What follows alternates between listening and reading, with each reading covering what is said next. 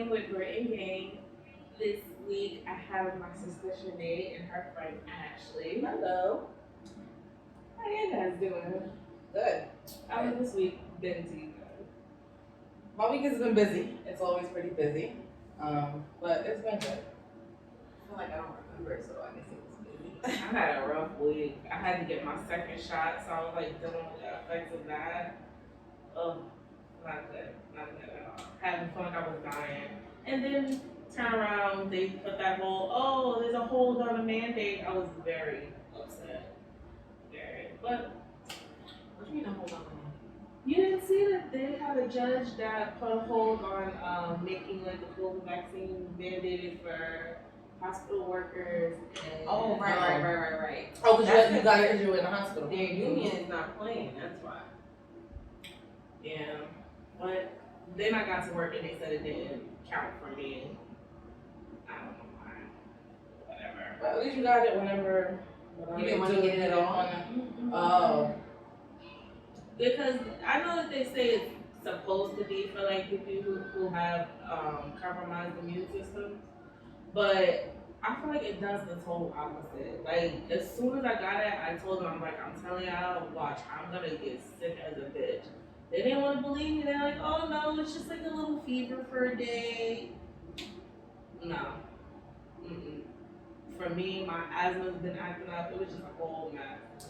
And normally, I'm chilling. I'm good. I get a cold maybe twice a year. It's just the asthma. That's my only problem. No, it took me out. I had COVID, so You had it? COVID took me out. So I got the shot. You got it? See, I got Johnson & Johnson, so I didn't have to do two. Did it make you get sick though after you took it? I was sick for like less than 24 hours. Like I had like the aches and pains of like probably catching the flu, but then after I took a long nap and some Tylenol, I was fine. But it wasn't as bad as COVID. No. See, I had COVID like right in the beginning when they were trying to figure out exactly what it was. And it felt more like a hyped up version of the flu. I just bad for you? 1,000. Like I don't wish mine anyway. Yeah. I had it, I wasn't that bad. You wasn't?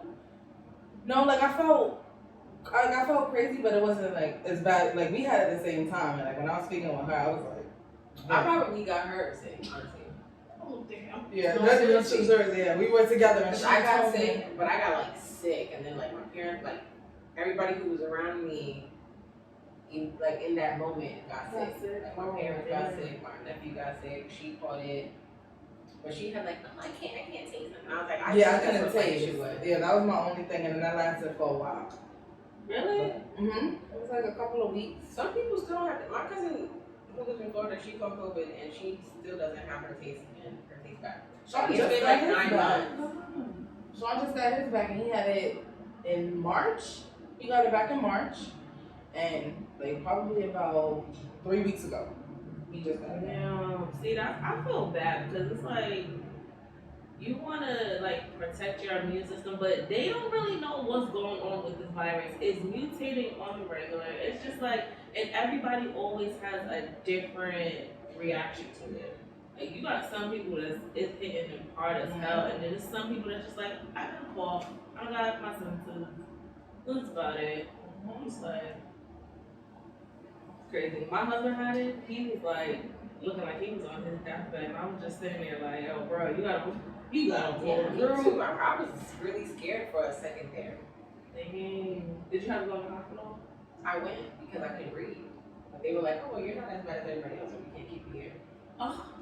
So they just gave me a nebulizer treatment. Exactly. Yeah, that's what they were doing me too. My dad went to the hospital. They did the same thing to him. Like, you're not that bad, but if they gave him like a little oxygen measuring thing on his finger to make sure like he had a certain amount of oxygen, or whatever. And if it went below a certain number, he had to go back. He has like a lung issue, so they were like monitoring him more. Me, they were like, well, just here you go. If it gets worse than this, come back. And I was like, this is bad. No, you know what's funny though? In the hospital, they're acting as if they can't treat anything else but severe cases. Because they don't have the space or like the manpower or the actual. But then it's like, what do you know about people that's really sick and struggling and in pain? It's just like, They give you a nebulizer treatment and they send you home. That's what they do. oh man, okay.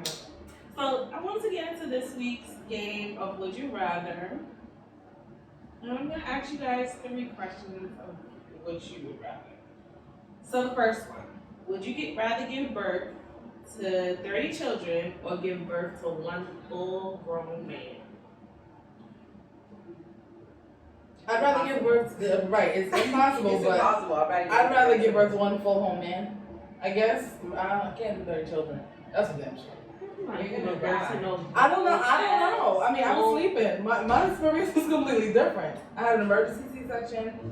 They put said my give birth. She didn't say C-section a grown man out your body. So I didn't give birth Because if that's the case, I'm gonna choose that. No, put me to sleep. She said give birth out your. I don't know. But 30 is a lot. Like, I'd rather go through that one time. I mean, that's a lot. Can it be a midget man? Can it be a grown ass midget man or something like a small? Nah, I think I might do 30. I'm gonna do the 30. Even though, like, I don't ever want to do that again. I mean, like, I want to have another child. I want to have another kid. I've decided in my mind that I do. I just don't. I wish that it could happen like Kim Kardashian. Like somebody can have. Yeah, like it's mine. again. It looks like me. Like, oh shit, this is me. You can. That's You fine. can. You just have to pay for that. I be Kim. I'm not. I'm Ashley. Our bank accounts are not the same. I can't do that. Okay, next one. Would you rather go to jail for a crime your loved one committed, or snitch on your loved one for a crime snitch on your loved one for a crime they committed? I always say it depends on what they did. It depends on what they did. I always say that. It depends on what they did. If it's something like, Oh man. I don't know, if it's some stupidness that you just made a stupid ass decision, I'm not built for I'm jail. snitching. But like, if it's like, okay, you was protecting me, like something like that, like, I don't know. No. I'm a civilian. But I'm not about that life either. That's I not can't my even- life. Yeah. Like, you can't expect me to hold you down. That is not the life I live. I'll visit. I don't live on the street. You wanted to act Depending like on what that. you That's did. fine. I just feel like it depends on what you did. Yeah. Right. But I don't think I'll do any time for anyone, so I might have to. You're not gonna. Yeah, I'm not about that life. I'm not about that life. It don't I depend can on do a how year or 2. I can't even do a night. Have you done that before? Has anybody been in an actual cell? No. Yeah, try to do that for a night. I can do it for a couple hours. I be complaining about everything. Yeah, I can't do it. I complain about my living conditions sometimes now when like Right, like I people leave the can't- toothpaste open, so I can't imagine. My anxiety, I would lose it in jail. Don't put me in solitary. No, I'm not coming out I the same cannot do solitary. I'm I'm coming out with different personalities and voices in my head. Nope. That messes up a lot of people. Yeah, it's. It Yeah, messes up But that's what I feel like that's what it's Yeah. built for. I'm going in with a whole psychological issue. I'm not coming out right. Yeah. That's bad. Yeah, I could do that. And the last one. Would you rather lose your sex organs forever or gain 50 pounds every 2 weeks for the rest of your life? I'm gonna lose my sex organs. Yeah. Lose that, not too. Yeah. You 50 said pounds you one said- time. yeah, But not you one just said time. 50 You said- pounds, I'll be like, been there, First like, of all, I'm gonna die. yeah, We like, dying. 50 pounds every week, every 2 weeks. If you remove your sex organs, you can still fuck, right? Like, it's not gonna change sex. It's just gonna change the fact that you can be. You can't have you can children. choose. Yeah, that makes it even better. Right. Take this Take the shit. shit. Take the whole uterus. the whole Take thing. them. Take the whole thing. Alright, that was good. That was a good game. Good round. And we're gonna go into this week's tweet of the week. I just want to dissect this because I saw a girl post it and I was just like, So, as businesswomen, right, I really want to hear 2 sides of it. So, let me know how I feel. I want to hear y'all businesswoman side, and then I want to hear y'all side as a female, that if y'all was putting yourself in this position. Okay? Alright. So, this is what the post said. I don't know if I'm being petty here, but I feel like I'm not. So my ex-husband remarried and has kids with his wife. She owns a business, and I found out that she makes almost $1 million a year. My ex works and gives me $900 a month in child support for our daughter, but I don't think it's fair. I told him that I would be nice if he sent me more for my daughter. He told me that his wife and his accounts are not together. But honestly, I want to take him and his wife to court to get the max amount I can for my daughter. I work from home and my husband is in the army, but we are struggling. It would be nice to have an additional income that my daughter deserves. What do you guys think? That's not her baby mama. I'm sorry. Like, I wonder what her husband would think about her little problem. Right. Because he's in the military, so he's not there. I'm sure he would feel a certain type of way. No, that she's she's begging for more money, Yeah. and she's already married to somebody else. That's kind of demasculating. yeah, but I don't think that's the other one's responsibility. If I build an empire, when I build an empire, right? Well, I don't like. My husband doesn't have any children outside that I'm aware of. But he doesn't have any children outside of our son together. I just heard that shit. That shit went over my head.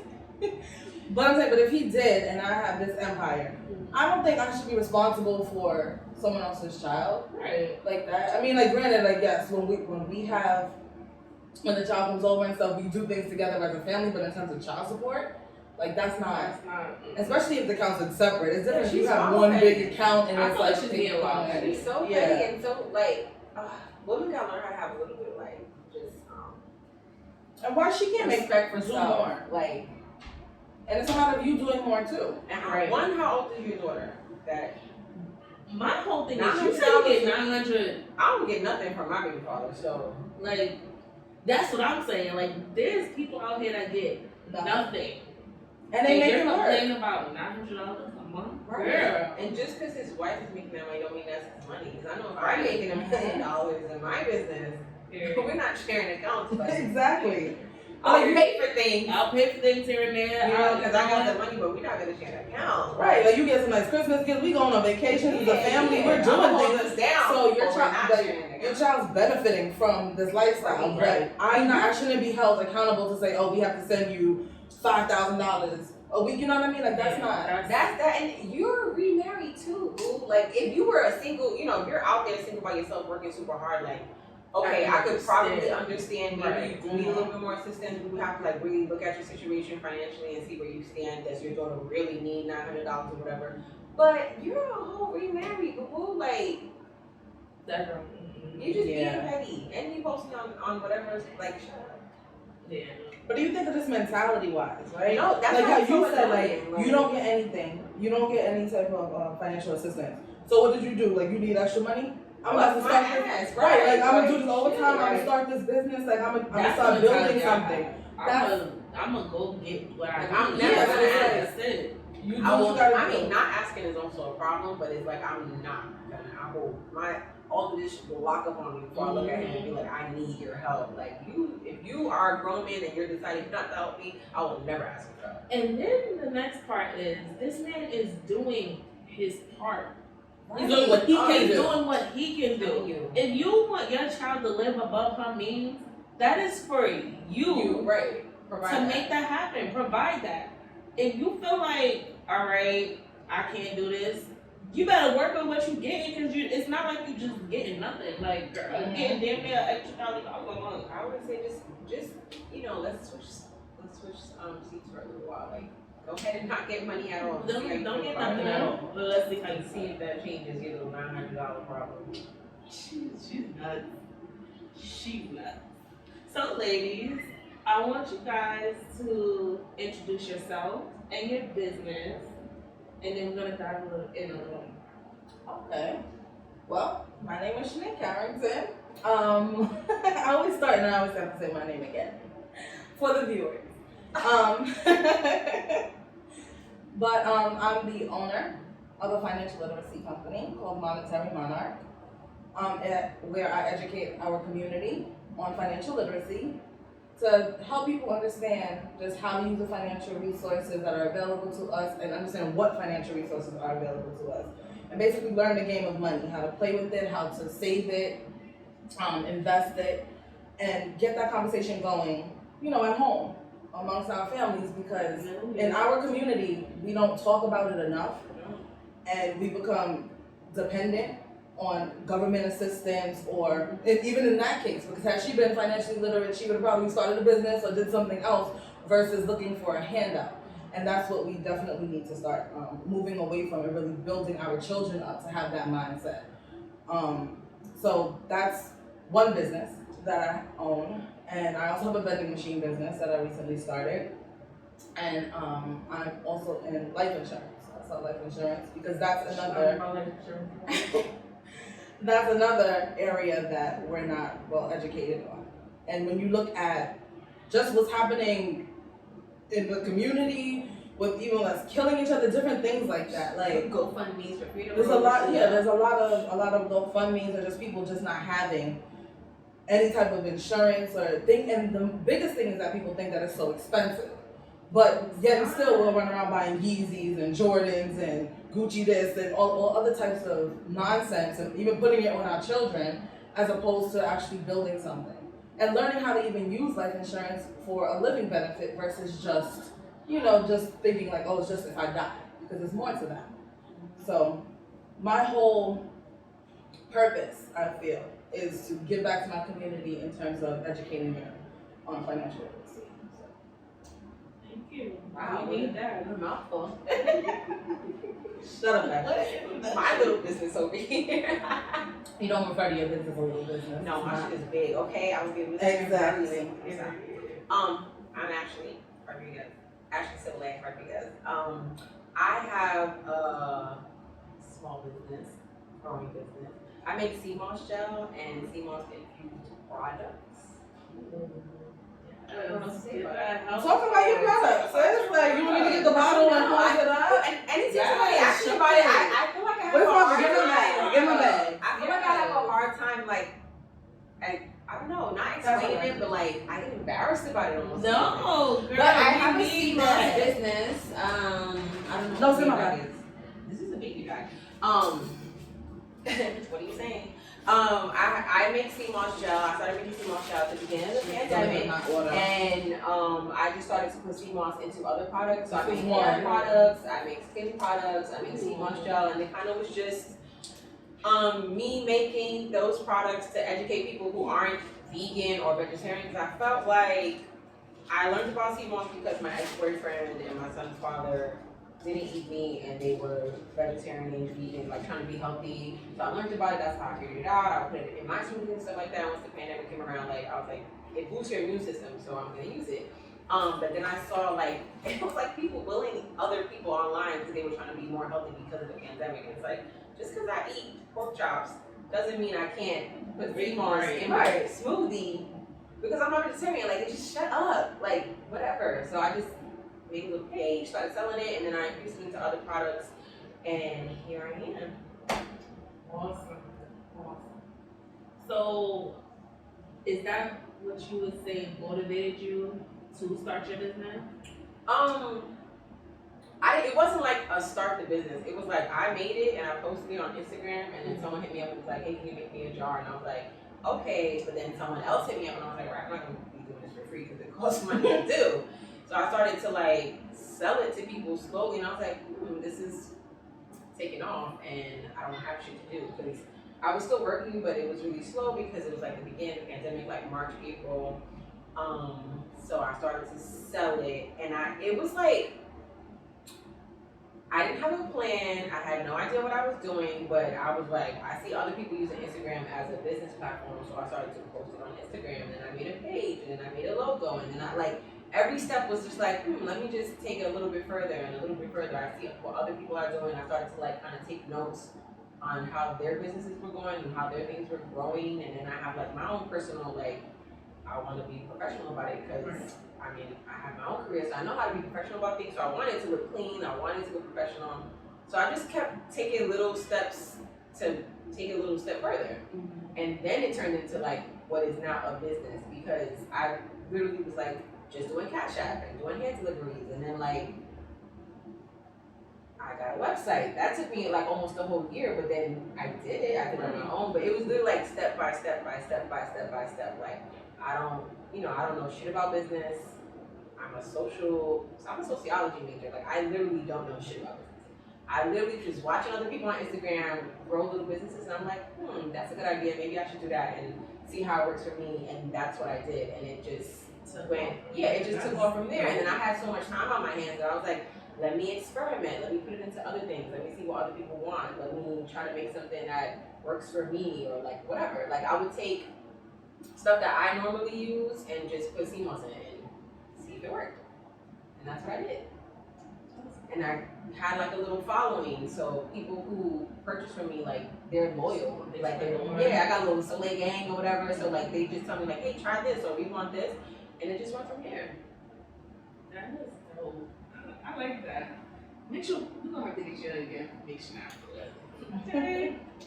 Yes. And then I have her help. Yeah, setting it up. Like, you know, financial literacy over here. Because I really, like, honestly, had no idea what I was doing. And I didn't, people talk about, like, revenue and, like, words that I still don't understand, honestly. I'm not going to say, like, I do. Mm-hmm. But, I have her help. I'm like, okay, so what should I do? Like, before I started the business or started to take steps, Miss Carrington over here had already helped me financially, like helped me get my shit together, like budgeting and stuff like that. So I was able to, I had extra money because I had saved up, and I was doing it a little bit better with the money that I was getting. So I had money to invest into doing this and making it grow little by little by little. So, just a little plug. Financial literacy plug over here. And both of you guys are moms. So how do y'all deal with navigating that life of being a mother and being a businesswoman? I know being a mom alone is a full-time job. I don't know if I'm doing it. Sometimes I honestly don't know either. Like, I will have a day, and now it's like, because I'm venturing even into multiple businesses, like I will have appointments and then I'm running over here and doing all that stuff, but I still want to be a part of, like, because I'm that mom who's a part of like the school, the PTA and all that stuff. So I'm not just, because Sean is 14, so he really doesn't need me like to pick him up, but he's pretty independent. Mm-hmm. But I still feel like I have to be on him. He's at that age where it's like if you're not on top of him, making sure he's doing what he's supposed to do, he's just not going to do it. Right. So I'm heavily involved in his school activities and different things like that. So sometimes I just feel like I don't have enough time. And I honestly feel bad at times when it comes to like dinner, because I have the plan of, okay, so I'm gonna finish this at 4:00. Yeah, then I'm gonna cook dinner, and we're gonna sit down together as a family. We're gonna have dinner, and it's like I'm still on the computer at 6:00. Like, it's too late. Like I don't want to cook anymore. So I'm just like, let's order something. So and I feel bad for that sometimes, because it's like, okay, we have food in the fridge, and we should be a little healthier. But it's like realistically, sometimes it just like your time just gets away from you, even if you have a schedule. So I think that my biggest struggle is definitely just time, like not being able, like thinking you could do it all, but sometimes not really being able to. And for me, as an entrepreneur, like 100%, like I don't work, I'm not getting paid at all. So it's like sometimes I feel like I can't take that moment to myself. Like I have to keep going, and as a mother, like I can't fail you, so I gotta keep, I gotta make sure that you come first. But then it's like I have to make sure that I'm working, and it's a lot to really juggle. So it's time. It's the most like the thing that I struggle with the most, and I don't know how I do it. I really don't. You don't either. I'm really struggling myself. Like, I'm looking into starting new businesses on top of continuing podcasting, on top of being a mom. And it's like, my daughter does dance. So 2 to 3 times out the week, that's when my time has to be devoted to.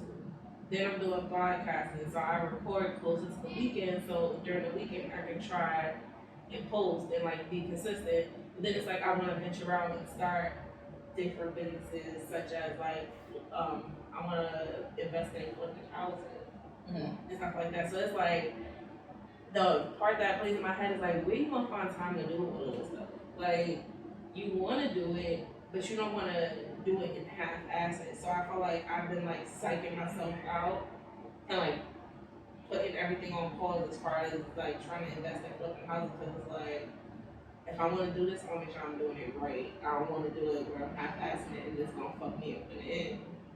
So that's why I asked that question. I'm like, how do y'all do it? Because time is just like, you know, everybody be like, oh, well, you if I got 24 hours in a day and you got the same 24 hours, how is it you can't That's do it? nonsense. I don't like when people tell me that.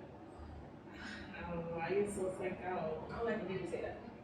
Like, I'm not fucking robot. I'm a human being. I need 8 hours of sleep. If I don't get sleep, I'm not gonna function well during the day. And Don't tell me I have the whole 24 hours. That like stop. Right. Stop. And that's the thing too, like some people take pride in that, you know, like no sleep, like no, I need a good 7 to function. I'm not So promoting that. if I can't do it at the other, like I need to sleep. Yeah, like 100%. I cannot like exhaust myself. Like after a certain time, like I know if it hits like 8 o'clock, most likely like I cannot be on my computer anymore.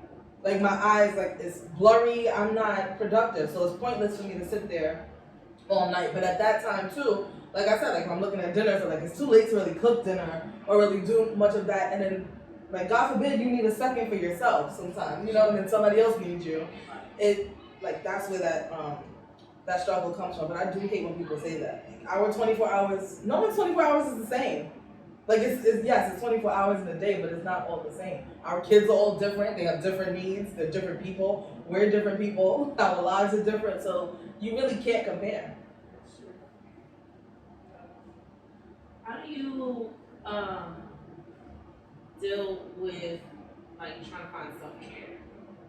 Like how do you figure out your ways to squeeze it in? Like is this something that you gotta set as like this is a mandated time or day that I need to just focus on my self-care? Or is it just like a fly by night type thing? What happens when it happens? I feel like I'm stressed out asking that. No, for real. Like, no, I'm not stressed out. Because I feel like self-care is super important, but I have managed to create other ideas of self-care. So, like, me going to get my nails done without my son is self-care because he's not there, and that is important. Like, it's him being there that stresses me out. So, if I go by myself, and even though I'm not, like, candles lit and it's, like, low, dim light, like, it's still, like, a moment to myself. Because I feel like, for me, a moment to myself is self-care. Like, being by myself is self-care. Even if I'm not doing anything, being by myself is, like, self-care. Because I really have time to do more than being by myself. So, getting my nails done by myself, my hair done by myself, where my child is not sitting on my lap while I'm looking at a hairdryer. Like, that is a nice, quiet moment. Anytime I'm by myself, it's okay. If I sit in the car before I go pick him up for 15 minutes, that is self-care, and I do that sometimes. Like, I sit in the car around the corner, and I just sit there in silence until somebody's like, oh, hey, you say you're on your way. I'm like, oh, yes. Now I'm going to go inside. But them 15 minutes to myself is like, oh, like a decompression moment that in my life is what is considered self-care, because that's pretty much as I can give myself. Like, I go get a massage. I signed up for a massage every thanks to Shanae, and I signed up for that in October and didn't get a massage until like December or January. Like, I completely forgot about it. They were snatching out $80 and I wasn't even going. So that had to be something where I was like, no, I'm going to, every time I get a massage, right when I'm done, I'm going to schedule another one so that I can put it in the calendar and like make it a thing for myself. Like, this is an appointment and I have to keep it. And that's like the one thing that I've been able to follow through with. Like, I'm going to get this massage. Like, nobody's getting in the way of that. But everything else is like, nails, it's self-care, as long as Ethan's not there. Ethan is here. I'm just getting my nails done with my son. It's a whole different process. Take a bath by myself. Ethan's not here. Self-care. If Ethan goes to sleep at 8 o'clock and I have the rest of the hours of the night to myself, self-care. Like, yeah, that's what self-care is in my life. I don't have like, other specific things that people like, oh, we want to the spa. Like, I don't got time to go to the spa. I wish I could go to the spa. Oh, God. I get massages every month. That's definitely a part of my self-care. Like, even if it's in the middle of the day, it's like I just know like I need a moment because I will not pull myself away from the computer until it's too late. So it's like I'll purposely schedule it like at lunchtime or something. So that way I have to give myself a couple of hours at least. because I'll go there, maybe then I'll go grab lunch or something like that. So at least once a month. And then now I've dedicated like my Sundays to where I say I'm not turning on the computer. I'm not taking any appointments or anything, because before, especially in working in like client service, you try to work with people. So somebody might say, I'm only available at 2 o'clock on a Sunday. And you're like, okay, we can do a meeting. Like, no, Sundays are just off limits to me. Yeah, so it's like I'll work with you any other time. But Sundays now, I'm just dedicated to not turning the computer on. I don't care if I'm thinking about something and it's like, okay, I want to get that down. I'll just try and remember it. Maybe I'll, put it in the notes, and then tomorrow I'll put it in the computer. But definitely not turning on the computer on Sundays and getting a massage monthly. That's the main thing that I do. I asked that because I was speaking with my therapist the other day, and she was like, you need to find an hour. I don't care what it is, just find an hour to do something where it's just solely just you. And I don't care if you're reading a book for an hour, taking a walk, something, just try to find an hour. And I was sitting there like giving her all these explanations of why I can't find this 1 hour. And she's like, do you hear yourself? You can't find 1 hour of time just for yourself. Even if it was a sporadic type thing where it take 30 minutes here, 30 minutes there, but you can't find an hour for just yourself. And I was just sitting there like, girl, you're right. You're so right. And I know there's people that's doing way more than I'm doing, and that's finding time for themselves. Why can't I just find 1 hour? It's really hard. It is so I hate when hard. people guilt trip you into feeling bad about not getting self-care. Like, it is fucking hard. Like, her schedule's different from mine. I work a full-time job. Yeah. My son is 3 years old. He needs a lot of attention. He is a wild boy. And I'm a single mom. Like, it's like all the odds are against me for finding an hour of time. So like when people tell you like, oh, it's not impossible, like, bitch, you don't know my life or my schedule. Like, it is almost impossible to do that. Like, and that's why I things that are simple like getting my nails done I've had to tell myself like that is self-care when my kid is not around. Because there goes my hour that he was talking about. Like, it might not be alone where I'm sitting in silence, but I'm alone without the thing that's attached to me for the rest of my life. Like, that is my own version of self-care. It's not going to be the same for everybody. Right. Like, I work all day and my job is fucking taxing. Like, I could work from 9 to 9 the next morning some days. Like, I'll never know until I get to work. So I don't have the ability to be like, okay, Sundays I'm not going to do nothing. Because Sundays I might have to do everything because the whole week I was working 9 to 5, 9 to 8, 9 to 10, 9 to 5. Like, I don't know my schedule every day. And then I have ASIN.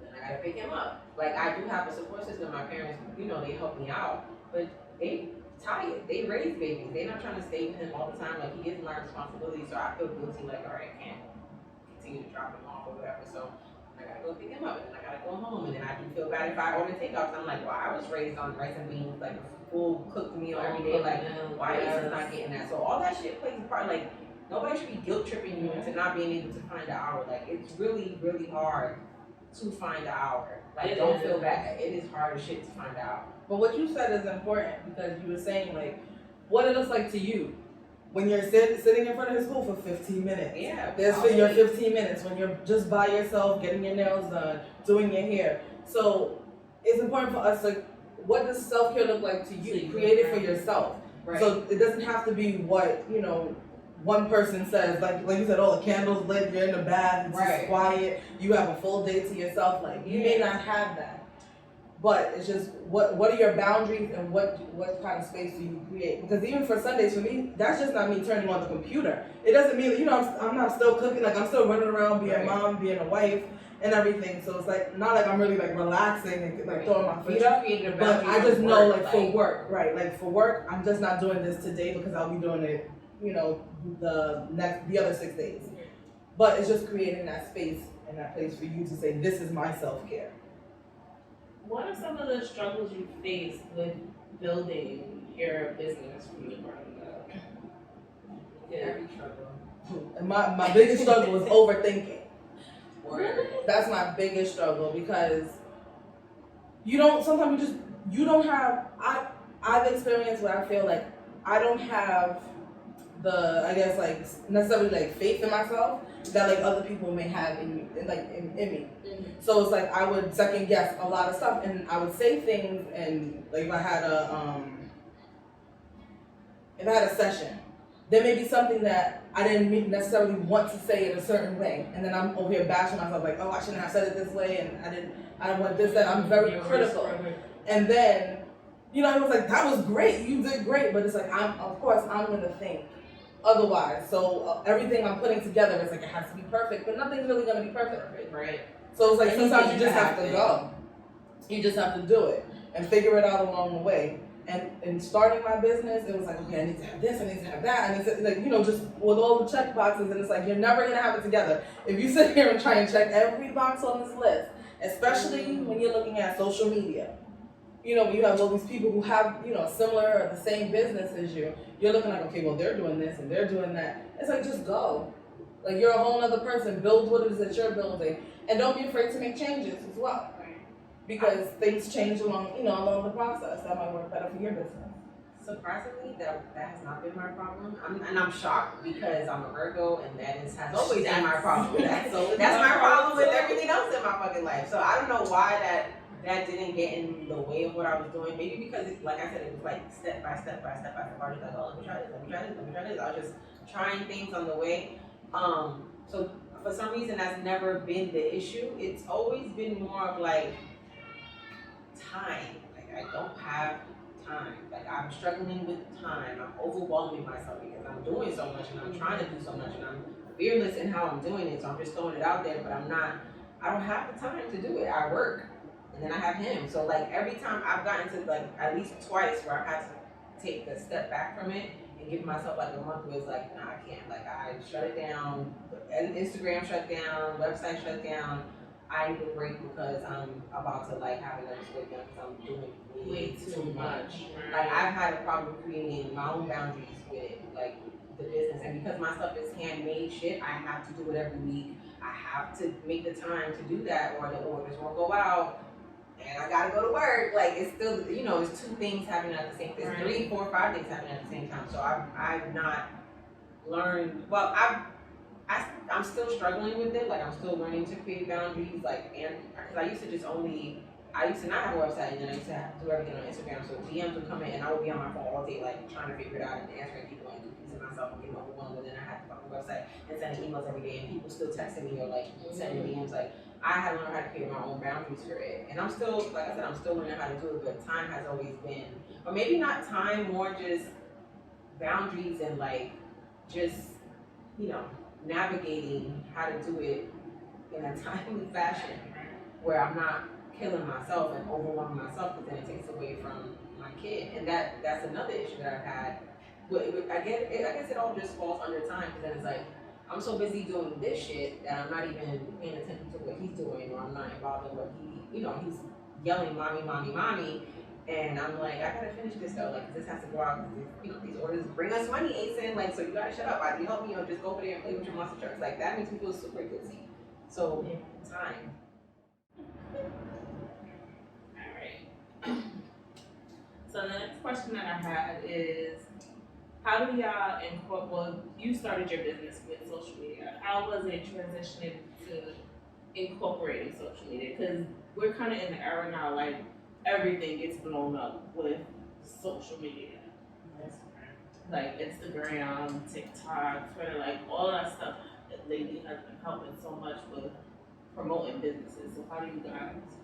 That's definitely a struggle for me, only because I'm a pretty private person. Like, I don't like to put myself out there.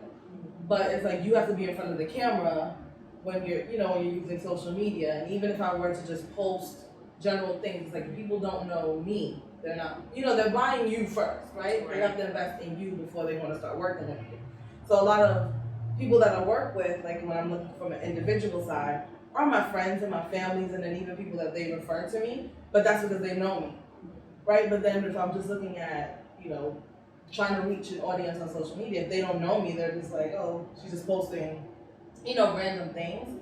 So that has been the hardest part for me, is definitely like just putting myself out there is something that I'm working on. I did hire, someone to assist me with that. So in the next couple of weeks, I'll have to put myself out there a bit more, but that's causing me a little anxiety. Yeah. Overthinking, like it's really me overthinking it. Like it's just not that serious, but it's like I have to let it go. I still feel weird when I talk to the camera. Like, if I feel stupid shit. Yeah, watching myself. To me, watching myself. Like, even if I watch this back, it's not super comfortable for me yet. But I feel like the people that follow my business page, they've been loyal. Mm-hmm. So like, they talk to me. Like, they send me DMs. Like, we have conversations. I feel like these are my friends. So like, it doesn't feel as crazy because I don't really like to be on Instagram like that either. Like, I don't mind posting pictures, but talking into the camera and like making videos and stuff like that's weird still. But they like to see my son, which I don't like to post him at all. I don't post him on my personal page. I don't post his face. Like, they do, but like people are evil as shit. Yeah. Like on my personal page, I have a picture of him feeding chickens. You don't even see his face. You don't see his face on my page at all. Like, I don't never post his face. And that picture was shared 7 times. So it's like, oh, because you could tell somebody shared. Yeah, because my personal, I made a business page so I could see what people are doing, and they sharing the picture of his back feeding chickens. I'm just like, what weirdo shit is that? I can only imagine if I put his face on there. Like, how many times are you gonna share that? So on my business page, like, I have him. He's with me all the time. So when I am making videos of me making stuff, he is there, and now he's yelling all the time and screaming that he wants to help me. So I have him helping me, and they love to see that. And I think for other mothers, it's important to see too. So it's like, you can do this with your kid. Like, it's hard as shit, but like it can get done and it can be something that you do together. But at the same time, it's like, I don't really want to put him on there because people are fucking evil.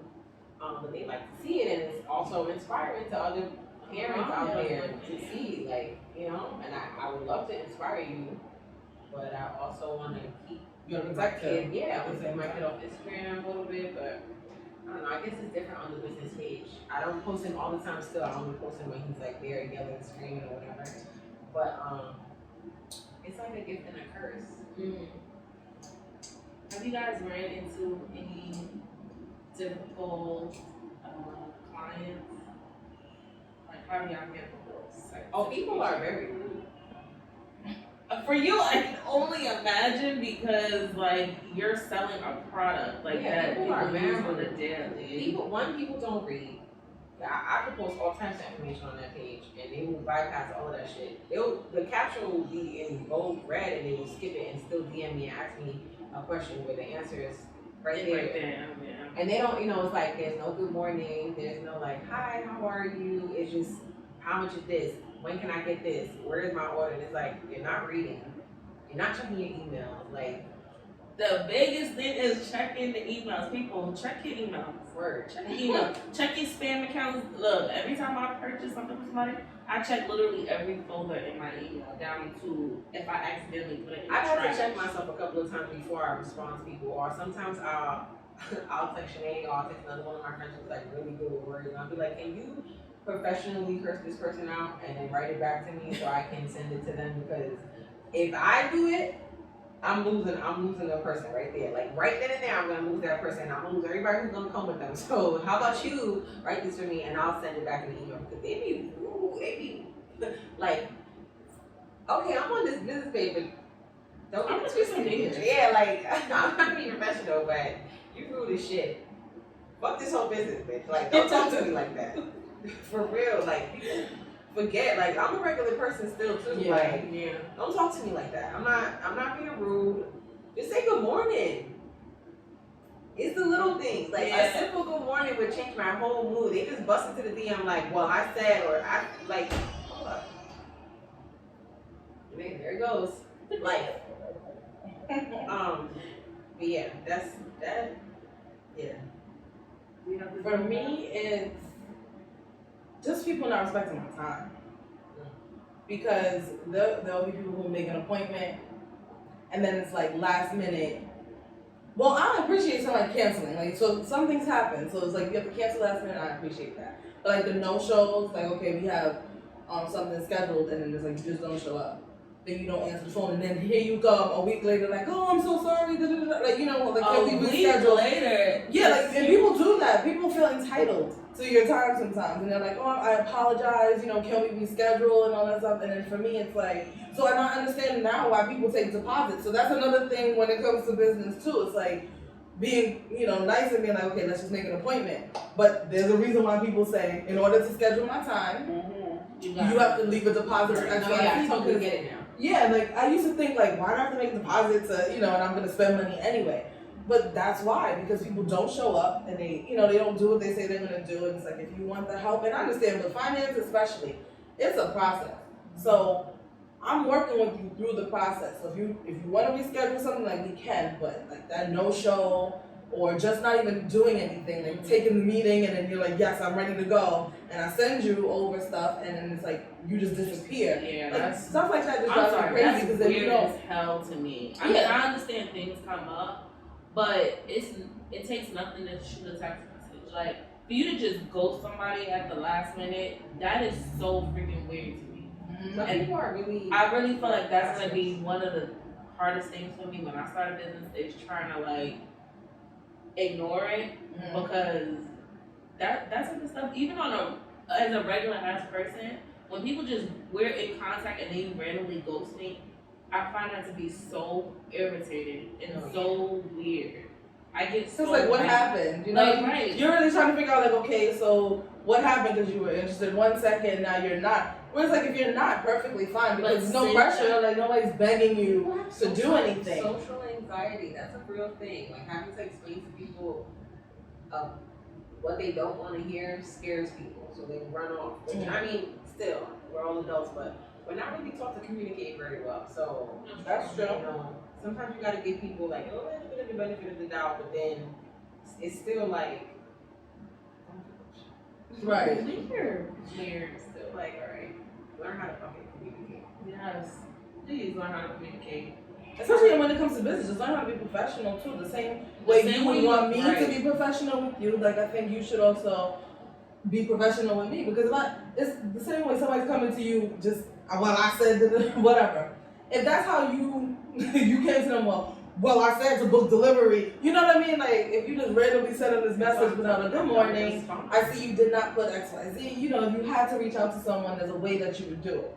Versus you just coming at them with an attitude, even if they're frustrating you. Everybody don't have home training. I've learned. Yeah, of course. That or common sense. I learned that working in sales. That was just people don't have no home training at all. I'm very entitled. Yeah, entitled. It's ridiculous. I mean, I feel like that too. If I'm spending money on something, I definitely feel like, fuck. But we're not gonna approach you like that. Yeah, that's something. I'm not gonna approach you like that personally. Some people don't. It doesn't go for everybody. What do you feel is y'all daily motivation to keep pushing forward in your business and building your brand? For me, it's impact. Because my business, like I've impacted so many people to just move forward and impacting my community. As well as like I said, I'm a full-time entrepreneur. I left corporate America. Like I basically got let go. So it's that feeling of I don't want to give somebody that control anymore. So it's like I'm never going back to corporate America. Like I have to keep telling myself that. So I push myself because it's like, how is it that I'm depending on you to, you know, and I'm giving so much to you, and then you could just say, you know, oh well, we're gonna restructure, so we don't need you anymore. So it's definitely just not wanting to go back to giving someone that much control over my life and my finance, you know, my financial well-being, as well as the impact that I have on people. I don't know, guys. I'm nervous. I really want to push forward with trying to like start a business, but I feel like I'm like, I don't know. I don't know what's like. I have a mind clog right now with trying to do it. Like I don't know if it's I'm psyching myself out or it's the fact that I'm afraid of failure. Like how do y'all deal with being afraid of failure? Because that right there is the one thing that gives like the most anxiety. Just do it afraid. Like that's honestly what I've learned. Like I said, I'm an overthinker. So for a while, it would take me a minute to get started. But then once you actually get started, you be like, I really did that. Like I'll look back and think about the partnerships that I had with some of the programs, and I'm like, I can't believe that, you know, I've done all this work in like a year or two. Like, but if I never even gave myself the opportunity and I was just like, oh, I'm scared, I don't want to do it, like I'm gonna just continue to overthink it. I wouldn't have any partnerships. I wouldn't be doing anything. I'd still be looking, looking for someone else to help me in some type of way. So I would say definitely just do it afraid. If you fail, then you fail. And you figure out what made you fail, like what can you tweak in that business and then turn it around. Like your business, when you do start, it's not gonna be the same year 1 and in year 5. Because you're gonna find what works for you and then differentiation. Because you said you want to do, you want to flip houses. There's thousands, millions of people who's flipping houses, but what is it, that's going to make your business work aside from them? Or what process do they have that, might not work for you, that you might, or some things that you want to incorporate? And I find mentorship to be important as well. Different things. So when I started the vending machine, I did pay to have a mentor. So she did classes and different things. So I would take the classes and work with someone. She had assisted with finding machines and things like that. So that helps when you have someone who's in that particular profession that could assist. How do you just do it? Just do it. Just do it afraid. Yeah, I guess I don't subscribe to that thought anymore. I used to. I still do in other areas of my life, but I think ever since I had my son and become a single mother, which is something that I've never wanted to be my whole life. Like I waited till I was 30 to have a kid anyway, just to avoid exactly what I ended up in. So if I can do that, I could do fucking anything. Like, ain't nobody stopping me from doing that. And I do it pretty well. He's alive, he's breathing, he's well taken care of. I do it by myself. His father does not help me financially. Like, if I can do that, I can do anything. And if it doesn't work out, it doesn't fucking work out. And I'll do something else. Like, it is what it is. I can only try. And if it doesn't work, it doesn't work. Like, that's only just been the mindset in the last 3 years. Like, don't try to, force yourself to be that way. And it doesn't work because that's just not how your brain works. I've just been forced. I'm in the position that I've just had no choice but to push, and it's been hard as fuck. But I just keep pushing, and I feel like if I can push when it comes to this little boy, I can try anything else. And ain't nobody gonna fuck what y'all talk about. I'm a mom. And also research and put yourself in those spaces that's going to empower you to take action. So if flipping homes is what you want to do, sign up for one of these free workshops that they have. They have these many seminars. So it's like you're in a room full of like-minded people. Or even little mom brunches and stuff like that. Yeah. I always go to those things and I always feel really empowered up. When it's done, I feel like, oh shit, and build that circle.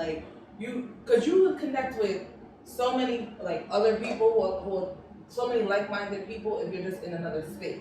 Because a lot of times, if we're comfortable with, say, our friends or our family, we cling on to them and think that they're going to support. Right. We cling on to them for support and everything like that. But that's not necessarily always the circle that we need. Right. Starting my business, I made plenty of friends on Instagram and different things that I've done, with certain partnerships that I've had. And I'll talk to somebody all the time and be like, oh, here's a book you could read, or would you like to come to this event and that event, and you're meeting more and more people. Right. So now you build a circle of entrepreneurs who you can actually use as resources. Right. So that helps as well. You gotta go out of your circle sometimes. Yeah. And it's no shade to your circle. It's just unless you guys are talking about the same shit I'm talking about, then I really can't talk to you about it because it's not gonna help. My family, they know I have a business, but I don't talk to nobody at all. Because I don't even want to hear it. I already know their vibe. They talk so much shit. They'll have so many things to say that are not helpful. Yeah. So I'm just I have a business. Cool, support it, repost that. Don't say anything else. Because I'm going to talk to Shanae about it. I'm going to talk to one of my other friends about it who has her own business, or somebody else who can help me with graphic design. Those are the people I'll have conversations with about my business, in thorough conversations, and express whatever woes I have. Because they'll understand, but I'm not going to talk to someone who doesn't have a business, hasn't started a business, doesn't have no intention of starting a business, and then expect them to understand what I'm going through or give me the type of energy that I need, because they don't. And it, like I said, it's no shade to them. Like I still love you, still my best friend. I love you for who you are and what you're doing or whatever the case may be. But now I have to create a boundary to protect my business brain. It turns into something different after a while. You start to think a little bit differently when you have a business and learn how to create boundaries. Like you move different.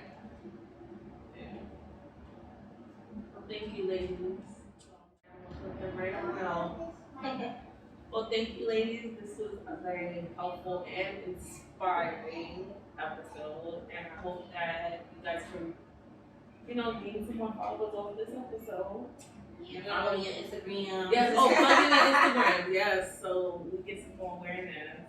My business page is at Monetary Monarch. And personal page, which will also be rebranded, is at s.carrington _.